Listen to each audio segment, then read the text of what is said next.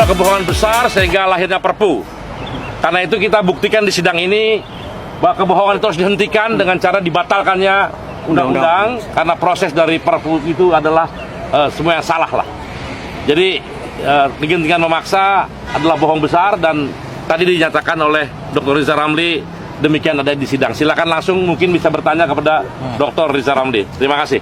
Bang Rizal, silakan. Jadi tadi, ayo langsung aja nggak apa-apa. Nah itu. ya, Maju aja bang, dikit bang.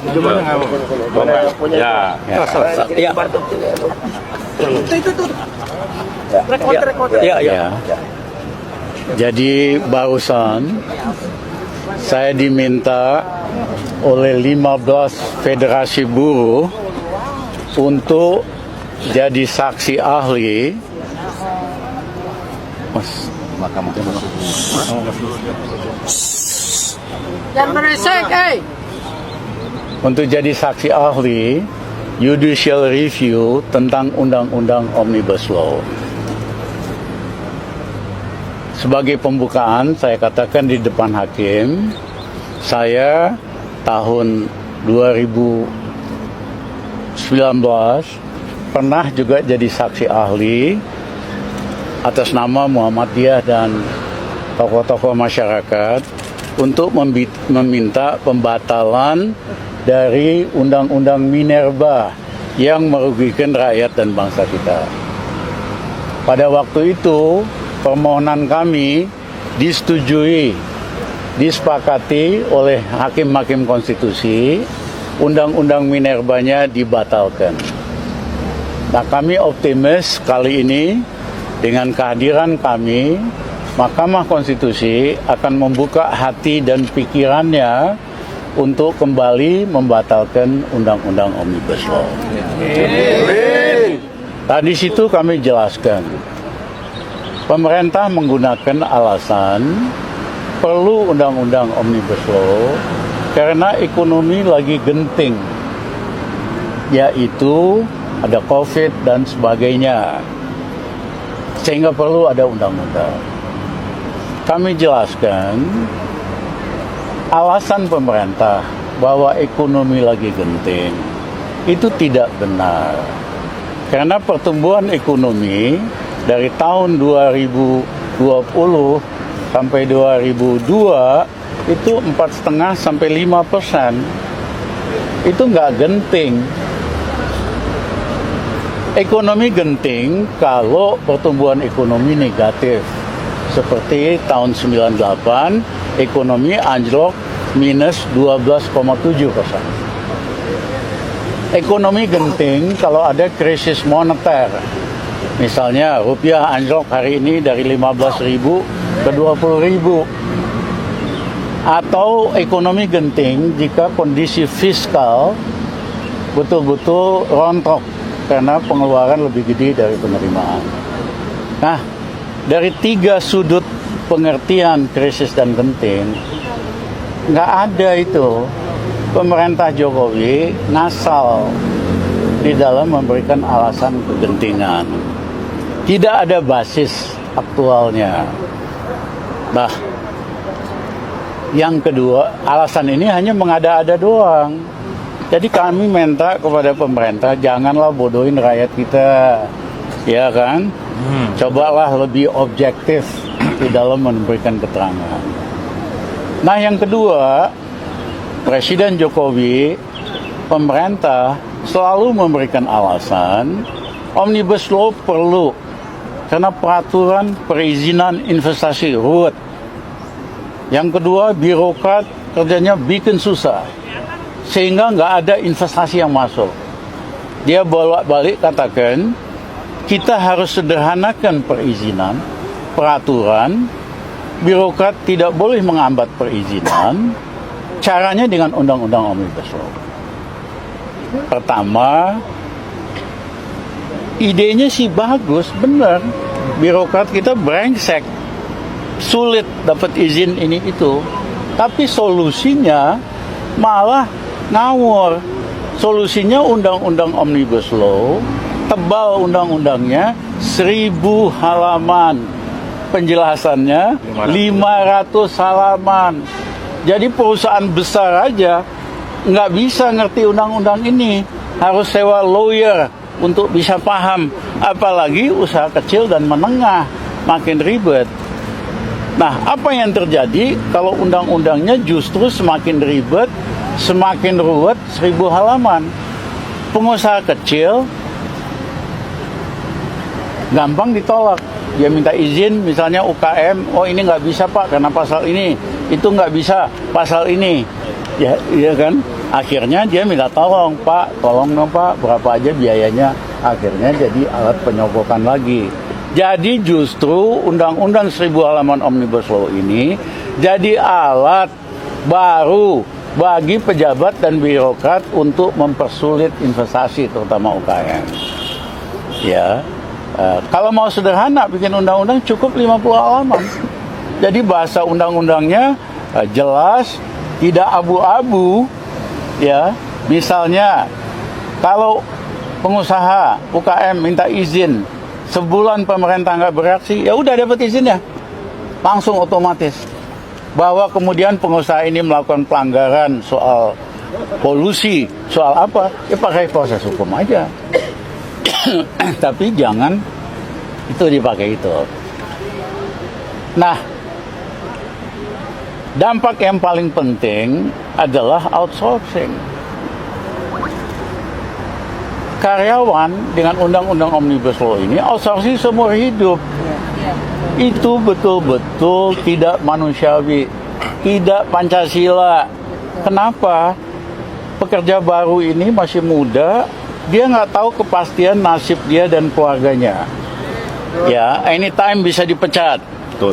Yang kedua, dia nggak dapat tunjangan kesehatan, nggak dapat tunjangan buat anak istri, nggak dapat pesangon, pensiun. Menikah aja sulit. Ya, nah, bahkan tadinya kalangan manajer lain-lain setuju undang-undang Omnibus Law karena mereka nggak baca dengan teliti. Ternyata setelah mereka baca dengan teliti, misalnya di bawah direktur, kepala divisi, keuangan, lain-lain, itu kan kalau yang perusahaan besar gajinya bisa 150 juta. Tiba-tiba dengan undang-undang ini mereka kena juga. Pesangon dia berkurang hampir 3,5 sampai 4 miliar. Kalau gajinya 50 juta, pesangonnya berkurang hampir 1,5 miliar. Dia baru sadar bahwa undang-undang ini berlaku juga tidak hanya untuk pegawai kerah biru, tapi kerah putih, kecuali lu direksi atau komisaris gitu. Baru sadar mereka juga sekarang mulai banyak yang ikut menolak bersama buruh undang-undang. Nah, karyawan itu kejam sekali. Zaman Belanda dulu ada undang-undang yang betul-betul quote-unquote memperbudak pekerja pribumi zaman penjajahan. Nggak punya hak, nggak punya apa, dan sebagainya. Itulah kenapa undang-undang perburuan Belanda itu ditolak oleh Muhammad Tamrin di Volkskrant di Jakarta. Karena dia tahu ini penjajahan manusia, perbudakan, dia pakai istilah perbudakan. Nah, ini diulangi lagi oleh pemerintah Jokowi, mengizinkan undang-undang yang pada dasarnya perbudakan. Ya, harusnya outsourcing itu 3 bulan aja buat tes pegawai, habis itu pegawai tetap gitu. Kok bisa di negara yang ngaku Pancasila, negara yang mengaku Undang-Undang Dasar 45, mengizinkan undang-undang perburuhan yang sifatnya itu perbudakan? Itu yang kami lawan. Nah, pertanyaan yang lain adalah banyak negara yang investasinya besar sekali, lebih banyak daripada ke Indonesia, ke Vietnam, ke Thailand, kagak pakai Omni Law tuh. Iya kan? Saya Rizal Ramli waktu Menko Gus Dur tahun 2021, ekonomi tadinya minus 3,5%. Saya naikin dalam 21 bulan jadi 4,5%. Kagak pakai omni-omnian. Ya. Sederhana, kita naikin pompa daya beli rakyat. Misalnya PNS, pegawai negeri, ABRI, sipil, kita naikin gajinya 125% dalam 21 bulan. dia punya uang, dia belanja, akhirnya sektor retail hidup. Kami naikin harga pembelian gabah sehingga petani Indonesia semangat naikin produksi beras. 2,5 tahun pemerintahan Gus Dur kagak ada impor beras sama sekali.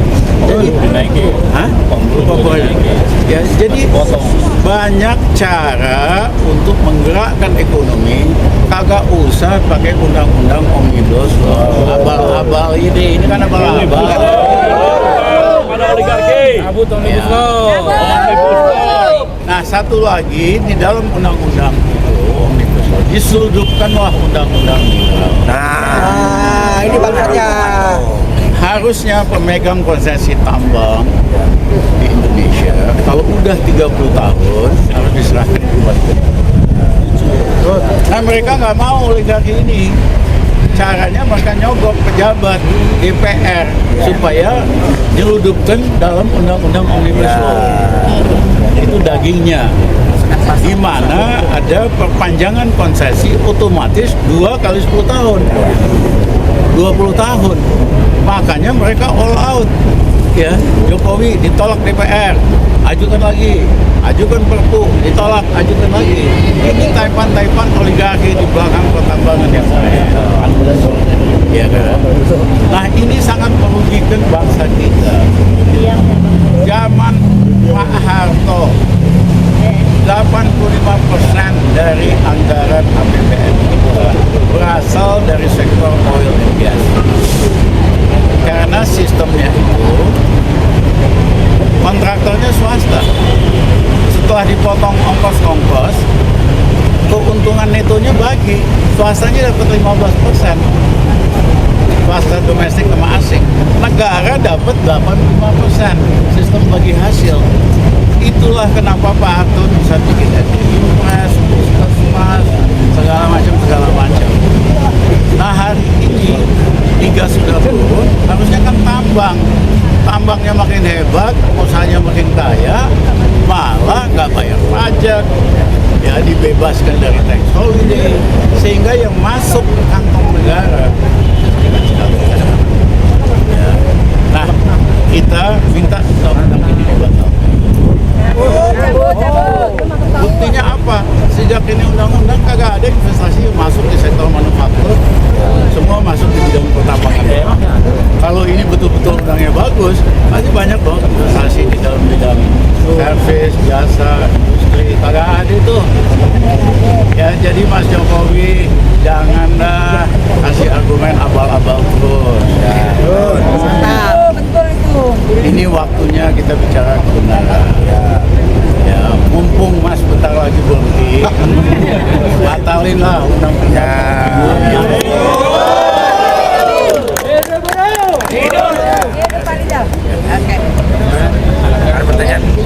Udah jelas. Aliansi aksi sudah mau. Siapa undang-undang mau? Hidup Pak Rizal. Aliansi Aksi Sejuta Buruh.